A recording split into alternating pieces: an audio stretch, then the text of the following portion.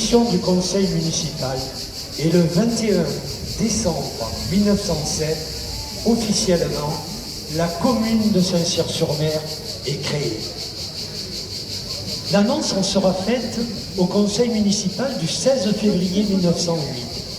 C'est là aussi que l'on votera le premier transport public des voyageurs entre la gare et la plage des Lecs.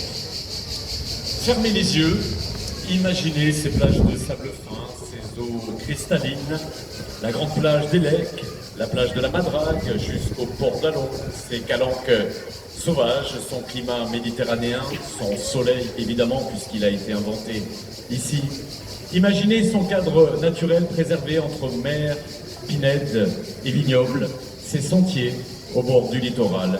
Saint-Cyr va devenir une destination de rêve et va bâtir son attrait touristique. Saint-Cyr-sur-Mer, la station balnéaire. Place Portalis, 5 minutes d'arrêt. Saint-Cyr-sur-Mer, son golfe, sa plage de sable de Lec, sont pareils sur tout le littoral. Ses curiosités artistiques, son site antique de Torontum, sa collection d'archéologie, ses peintres. Ses curiosités naturelles, la calanque de Port d'Allon, son sentier de la Pointe Fauconnière et son belvédère sur le golfe, la colline de la Gaffe et sa dune éolienne. Saint-Cyr-sur-Mer, sa gare PLM, billets aller-retour à prix réduit. Hôtel des Lecs, hôtel de la plage, ville avec Olympique, restaurant de la Madrague et les Lecs, poisson, bouillabaisse, pied paquet marseillais. Hier au conseil, le maire a fait voter pour adhérer à un syndicat des communes du littoral pour la protection de la Côte d'Azur varoise. Il a lu 3 pages de lettres du préfet. Parfaitement que nos paysages sont d'une splendeur. Il a eu un coupé sur la douceur du climat. Il a même dit que nous avons une réputation mondiale. 2000 accidents sur l'année.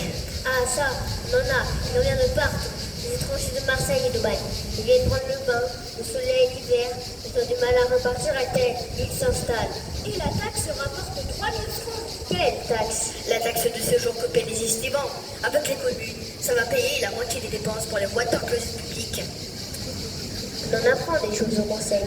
Et ces estivants, s'ils deviennent habitants, ils payent plus la taxe? Non, c'est mieux, ça devient des clients de tous les jours.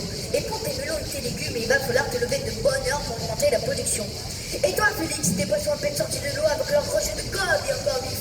Ils plongeront de la casserole des restaurants pour la bouillabaisse que tous ces beaux messieurs et dames commanderont. Le préfet a dit que c'est un intérêt local et que la pluie d'argent étranger, c'est un intérêt national. Que notre côte est une richesse à protéger.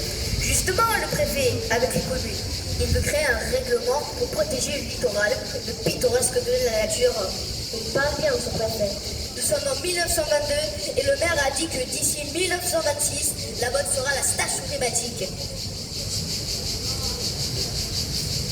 Balnéaire, hivernal, touristique, thématique. On en invente des polymorphes. Avec notre golfe ensoleillé, sans humidité, protégé du vent par des collines, 24 degrés l'été, le 14 degrés le reste du temps.